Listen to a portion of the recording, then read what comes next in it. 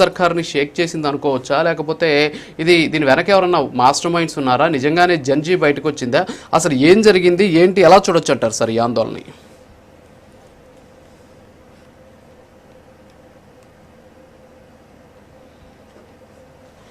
పశుపతి గారు మ్యూట్ చేసుకో, మీరు మ్యూట్ చేసుకో. హలో మీరే సార్, మీరే మాట్లాడండి సార్. పశుపతి గారు పశుపతి గారు మాట్లాడండి. Good morning prime line TV వీక్షకులకు మరియు ప్యానెల్ ఉన్నటువంటి మిత్రులకు మీకు శుభోదయం.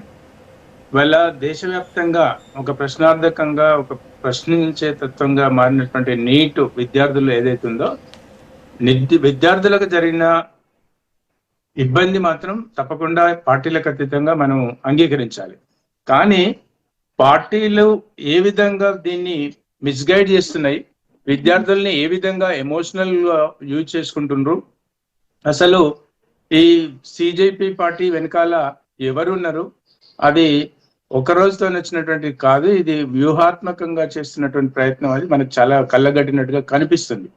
సమస్య ఏదైనా కావచ్చు, కానీ సమస్య వెనకాల ఉన్నటువంటి కుట్రదారులు, లేకపోతే సమస్య వెనకాల నేను ఒక సామాజికవేత్త అని చెప్పుకుంటున్నటువంటి ఆయన గత జీవితంలో కానీ గత ఒరవడిని కూడా మనం పరిశీలిస్తే మనం చాలా విభిన్నమైనటువంటి పరిణామాలతో ముందుకు వచ్చినటువంటి వ్యక్తి సిజేపీ పార్టీ అధినేత. అంటే అవన్నీ పక్కకు పెట్టేస్తే నెక్స్ట్ విద్యార్థుల విషయంలో జరిగినటువంటి పేపర్ లీక్ అనేది ఏదైతుందో, ఇవాళ ప్రధానమంత్రి, రక్షణ శాఖ మంత్రో లేకపోతే విద్యాశాఖ మంత్రో స్వయంగా పేపర్ తయారు చేయరు. అటువంటి క్రమంలో వందల మంది ఇన్వాల్వ్మెంట్ ఉంటుంది, పేపర్ డిజైన్ కానీ లేకపోతే క్యారింగ్ కానీ లేకపోతే ప్రొటెక్షన్ కానీ ఇవన్నిటి విషయాలలో.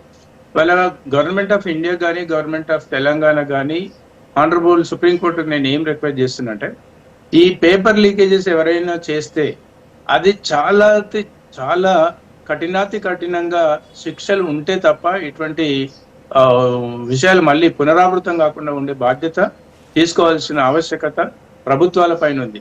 అది ఎన్నో విషయాలలో ఏదో మానవీయ కోణంతో ఉంటాయి, కానీ ఇది లక్షల మందికి సంబంధించినటువంటి విద్యా వ్యవస్థకు ఇవాళ ఆల్రెడీ భారతదేశంలో 75 సంవత్సరాల చరిత్రలో విద్యా వ్యవస్థనే ఒక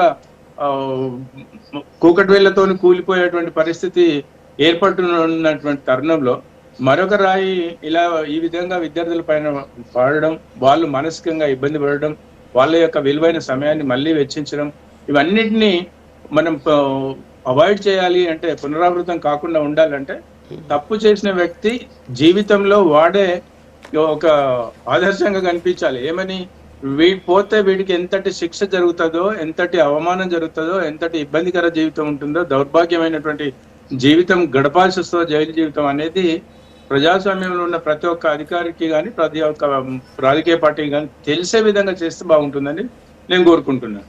అదేవిధంగా ఇక్కడ పశుపతి గారు ఇక్కడ ఒకటి, ఇక్కడ ధర్మేంద్ర ప్రధాన్ రాజీనామా అనే